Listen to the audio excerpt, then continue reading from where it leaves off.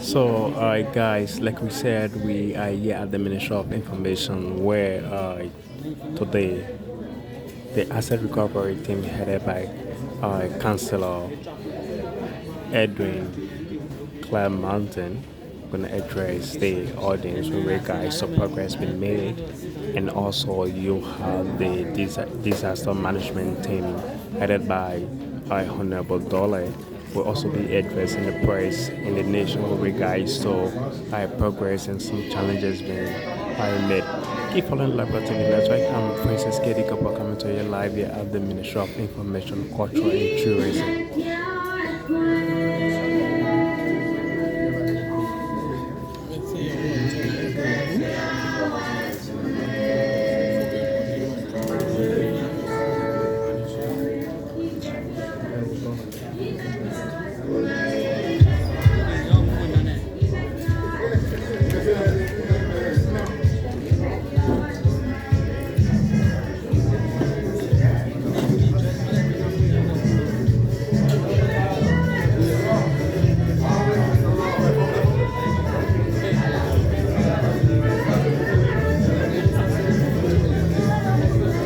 So just to let you know, this music that is playing in the background was sung by the Madam Princess Fatu Keflaw, one of the culturalists, and also she's a Liberian. So she is also here in the hall where in the press briefing is ongoing. So these are some of our music here.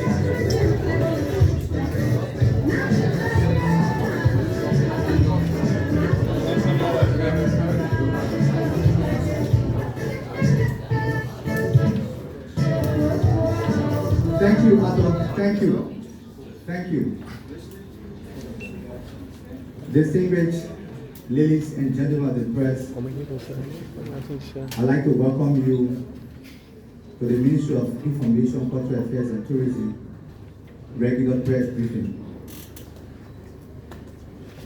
By directive of the Minister of Information, endorsed by the government of Liberia, as you may be aware that the Minister is the official spokesperson of this government. Our press conferences here will be on Tuesdays and Thursdays.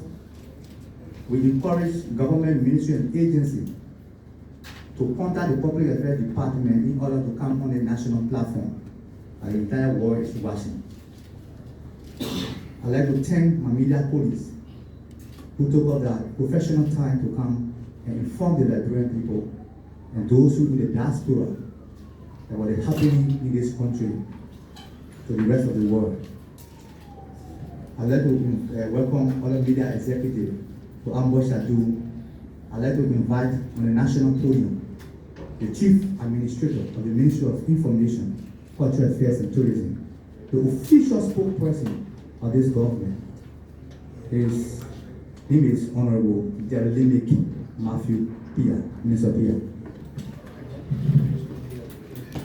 So at this point, Honorable Jeremiah Pia, Minister for Culture and Tourism, is about to speak to the audience and also to the press. My voice to Director Family to welcome all of you here at the Charles William Press Hall at the Ministry of Information. We have some very important guests here today.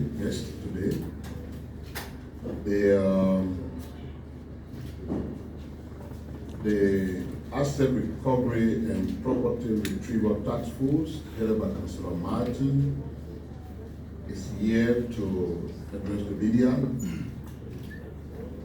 The head of the National Disaster Management Agency, Honorable Ansel Dole, is also here.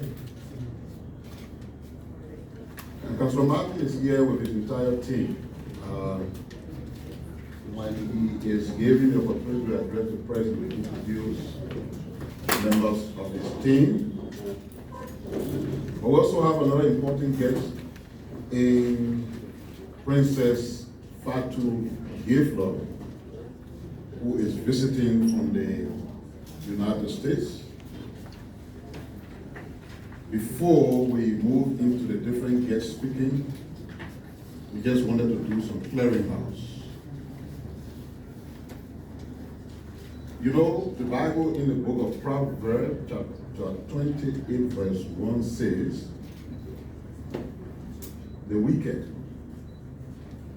flee when no one pursues. When it was announced that an asset recovery team had been set up, there's no target. No one is a target. But they have a work to do to investigate. And without naming anyone, some in our society started crying, shouting that they were being targeted, and that they would not cooperate. They will resist. What are you resisting? Has anyone named you as the culprit?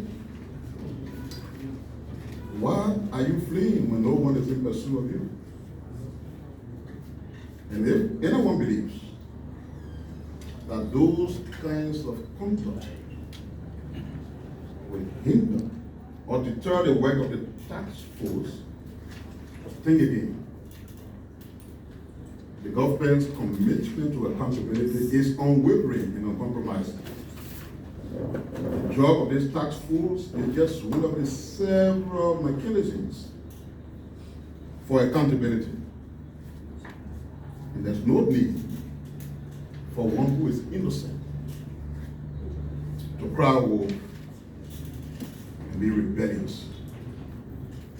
No amount of rebelliousness will deter this group from doing what they've been charged to do.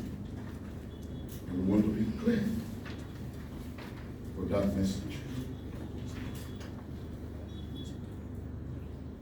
President Bouaka took a very decisive action at the Social Security and Welfare Corporation.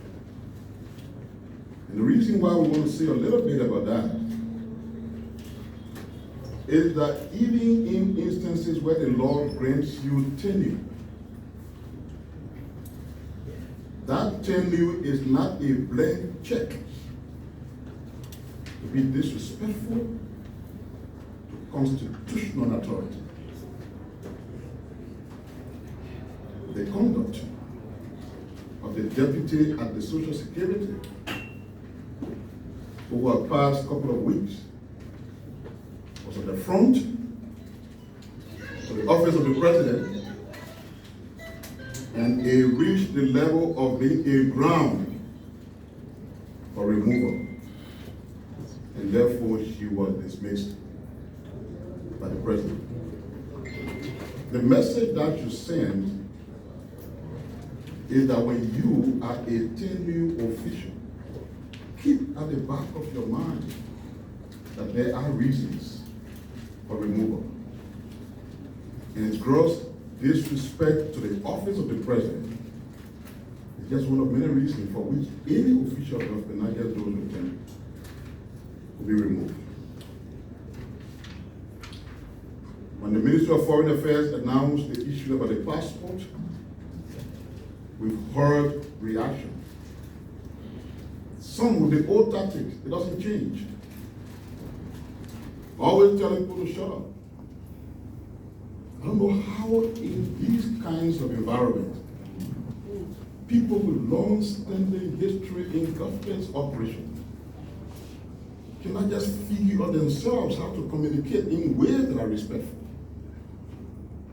And you run after people that they should shut up because they have an opinion. You don't even care about traditional partners. Don't they too have the right to opinions in this country? And if you disagree with them, are there not ways you could do it rather than telling them to shut up? When will these ugly tactics change? If you are an opposition, get engaged with the discourse taking place in the country. But do it in a way considered acceptable. For us, we're not in a reactionary battle with anyone. We come and continuously communicate what we have to communicate. If your new job is now to be a reactionary element, basically reacting to everything we say, kudos. A new good job. Keep it up. We'll find the need and the material that will keep you busy doing that new job. On one positive note, you are aware that our national team played in Morocco yesterday against Djibouti. The team won the match. In 6 days, the return will be played here. We want to encourage all of our citizens to rally around the national team. If there is nothing that will hold us together as a people, that will be a force that will unite us in some ways. Let the Lone Star be. We congratulate them as a government for the victory, and we call upon our people to stand with them as the return is played in 6 days. Finally, we have chosen to not talk much about this, but I think it's about time that we bring it to you, the public. We have inherited a Ministry of Information, a government spokes agency, where almost everything is non-functional. This ministry, as a Ministry of Information, does not even have a functioning website. All of you are journalists. Click.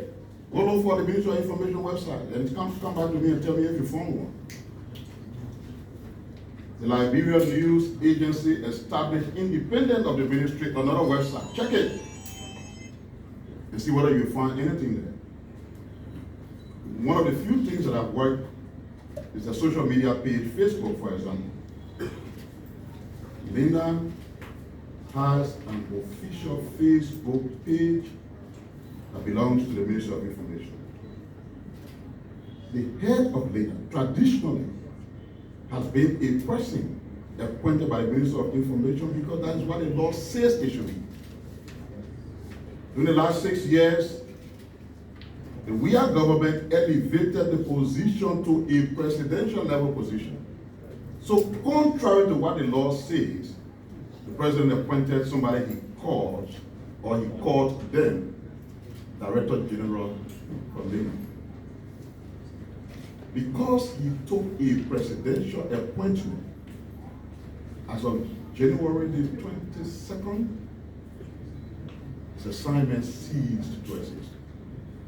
He no longer works for the Ministry of Information. In fact, he does not reflect on the payroll of the ministry anymore. But he has unlawfully, very disrespectfully, continued to run the Facebook page that belongs to the Ministry of Information. We have been positive and engaging. We held meetings with him. He asked us to regulate. He just wanted to be calm. As responsible people who know what they are doing, we wrote the letter. He has still refused to cooperate and turn over that platform that belongs to the ministry to the ministry. So we have elevated the battle to the Ministry of Justice. And we use the law to resolve the issue. It is expected that people who have served in government will have a certain level of discipline. They will be respectful. They will not be lawless. They will not get involved with acts of gangsterism, because that's exactly why it is. How can you want to still run a platform that belongs to the national government, even though you no longer occupy the office for which that platform was created? So we have elevated that to the Ministry of Justice, because all other peaceful means we utilize to resolve the matter did not work, because you had one individual who believes he's above the law, who will not listen to anybody who wants to be rebellious. Having said that, I'd like to welcome the head